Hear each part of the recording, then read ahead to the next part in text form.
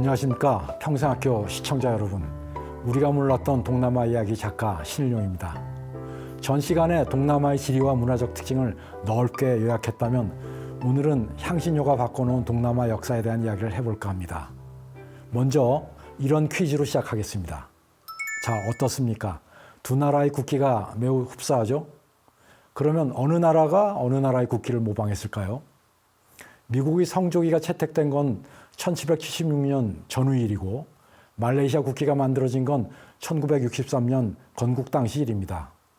성조기가 무려 200년 가까이 앞서 만들어졌으니까 당연히 말레이시아기가 미국 성조기를 모방했겠지 추측하는 게 합리적입니다. 그런데요, 이게 그렇게 간단치가 않아요. 미국 성조기의 원형은 이 깃발입니다. 좌측 상단에 유니온 잭이 있는 걸로 보아서 영국과 관련이 있을 듯한데요. 그렇습니다. 영국이 아시아 진출을 위해서 만들었던 영국 동인도 회사의 깃발입니다. 그런데 이 깃발이 빨간 줄, 하얀 줄, 이 모티브는 도대체 어디서 나왔을까요? 14세기에 동남아 도서부 전체를 장악했던 마자파이트라는 제국의 깃발이었습니다. 자, 이제부터가 본론인데요.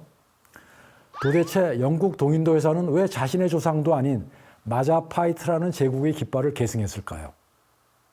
그건 바로 향신료 때문입니다. 마자파이트 제국은 동남아 도서부 전체를 지배했기에 거기서 나는 향신료를 독점했습니다. 이 마자파이트처럼 향신료를 유럽에 팔아서 떼돈을 벌겠다. 이런 게 영국 동인도 회사가 맨 처음 생길 때 사업 비전이었거든요. 향신료라는 게 도대체 뭐길래 그런 생각을 했을까요? 5대 향신료라고 하면 보통 고추, 후추, 계피, 정향, 육두구를 꼽습니다.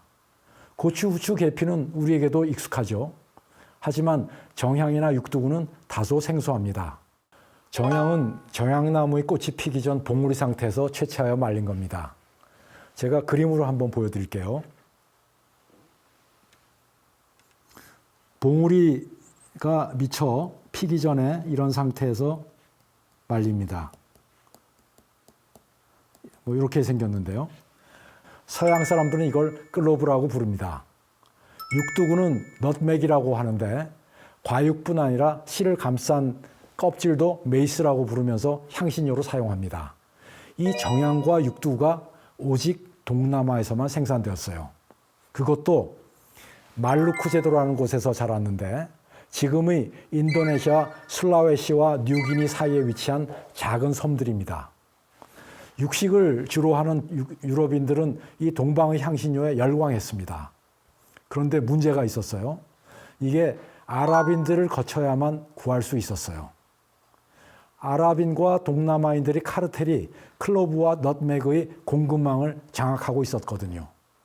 당시로선 최첨단 수준인 항해수를 보유하고 동남아 산지 상인들과 좋은 관계를 가진 아랍 상인들은 이 무역에서 큰 이익을 취했죠.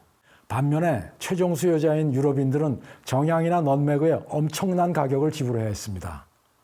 동남아 산지 상인의 이익에 아랍 상인들의 이익에 유럽의 수입 창구이던 베니스와 제노아 상인들의 이익, 거기다 유럽에 들어온 후 서쪽으로 이동하면서 중간상들이 붙이는 이익까지 감당해야 했죠.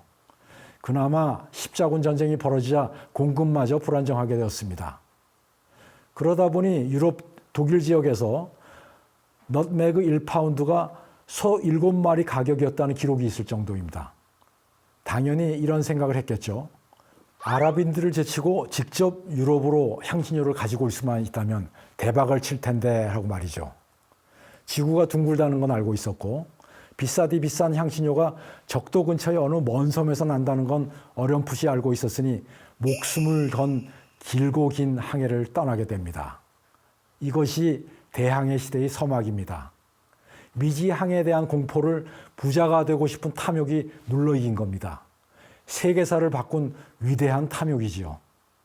이 모험에서 처음으로 성과를 얻은 사람이 콜럼버스입니다. 하지만 그는 엉뚱하게 아메리카 대륙을 후추의 산지인 인도라고 믿었죠. 그 다음 제대로 방향을 받은 모험가들은 포르투갈인들이었어요. 포르투갈의 항해왕 엔리케 왕자가 아프리카 서해안을 탐험했고 바르톨로메오 디아즈가 이어받아서 1488년 드디어 아프리카라는 거대한 장벽을 돌아서 인도양으로 진입할 수 있는 희망봉을 발견합니다. 그리고 10년 후 바스코 다가마가 인도에 도착하게 되고 마침내 1511년에 알부케르크라는 군인이 지금 말레이시아에 있는 말레카를 점령합니다. 이어서 1512년 그들이 스파이스 아일랜드, 향신료 제도라고 부르던 꿈에도 그리던 말루쿠 제도를 드디어 찾아냈습니다. 포르투갈인들이 위대한 탐욕이 성취를 이루는데 100년이 걸린 셈입니다. 그러나 포르투갈 시대는 오래가지 못합니다. 유럽에서 힘의 중심이 스페인, 포르투갈 같은 남부 유럽에서 프랑스, 영국, 네덜란드 같은 북쪽으로 옮겨갔거든요. 포르투갈이 독식하고 있던 향신료 상권을 탐낸 네덜란드와 영국이 먼저 움직입니다. 이들은 국가가 아닌 회사의 형태로 동남아를 비롯한 아시아 지역에 진출했어요. 바로 동인도 회사입니다. 대부분 동인도 회사 하면 영국 동인도 회사를 떠올리는데 아마도 후에 아편전쟁을 일으킨 주역으로서 유명하기 때문일 겁니다. 하지만 더 일찍 설립되었고 더 혁신적이었던 쪽은 네덜란드 동인도 회사였습니다. 네덜란드 동인도 회사를 네덜란드어 약자를 따 VOC라고 하는데 VOC의 가장 주목할 만한 혁신은 근대적 주식회사 제도를 발명한 겁니다. 주식회사가 생기기 이전에는 아시아로 항해하는 개별 프로젝트에 투자할 수밖에 없었죠. 만약에 그 배가 난파기라도 하면 투자 원금을 몽땅 날립니다.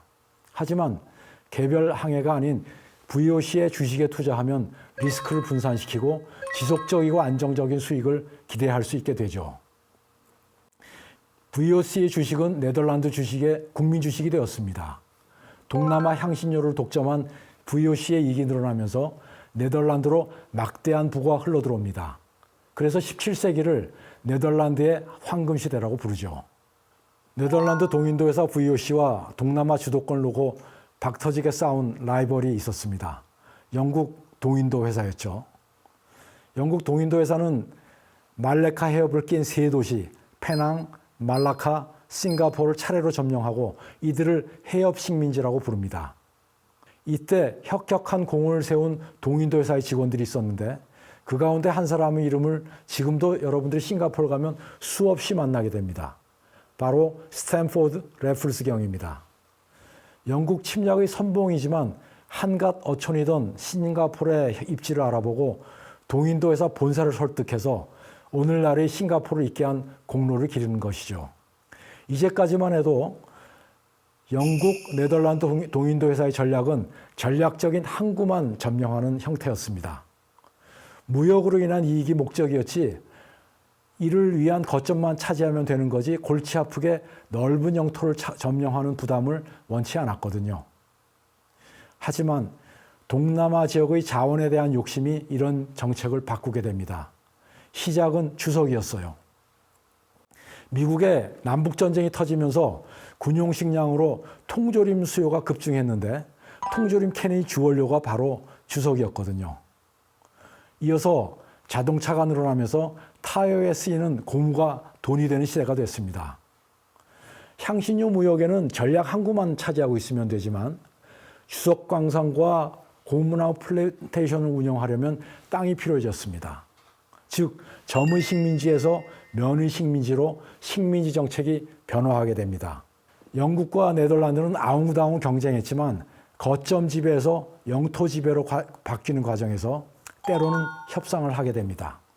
서로 점령 지역을 맞바꾸는 협상이 많았죠.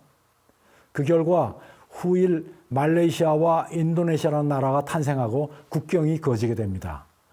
영국령이었던 곳은 말레이시아, 네덜란드령이었던 곳은 인도네시아, 이렇게요. 어떻습니까? 동남아 적도의 태양 아래에서 자라던 진한 향기의 향신료가 동남아 역사와 세계 역사에 불러온 나비 효과가 흥미롭지 않나요? 14, 15세기만 해도 유럽에서 소 몇 마리 값이었다지만 지금은 재배가 늘어나 매우 저렴해졌습니다. 웬만한 백화점 식품부에 가면 정향과 육두구를 팔고 있을 겁니다. 정호기심이 발동한다면 하나 사서 향기라도 맡아보십시오. 우리 입맛에는 그다지 맞지 않을지 몰라도 그게 유럽인들을 동남아로 끌어들인 바로 그 향기였습니다.